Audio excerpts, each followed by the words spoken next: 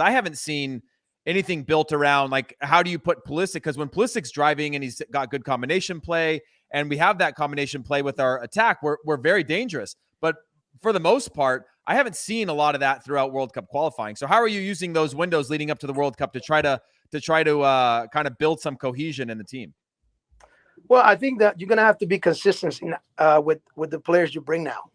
And the other thing is, when you analyze the octagonal now, that just passed, for example, and as coaches, you start thinking, okay, we had X amount of games, and you start looking at the games that you won, how you won them, and you start looking at the games that didn't do well because of tactical issues or players and positions. After you analyze that, and you start thinking, okay, I have to win those before the World Cup, okay? Then you have to make a decision who you think is going to be there for the first game against the group in the World Cup.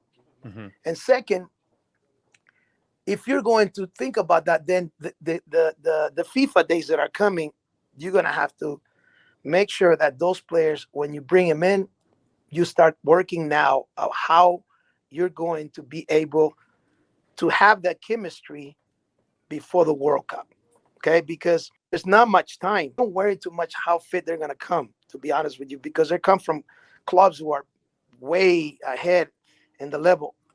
The worry is always, how do I build that chemistry? And I'll give you an example. How do you make the most of Christian Pulisic, which is one of the most important players in the team?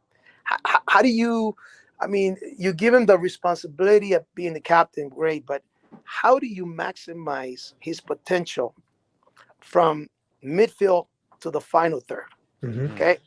And who do you think he can play alongside that's going to give him the extra edge that he can produce in creating things? Okay. And that's going to be key, because if you find, for example, can Pulisic play alongside McKinney? Can Pulisic play alongside Gio Reyna for sure? Gio Reyna. I mean, and you know, as a player, Charlie, you know, and when I used to play also, I mean, I knew when I played with Wijnaldum, for example, right?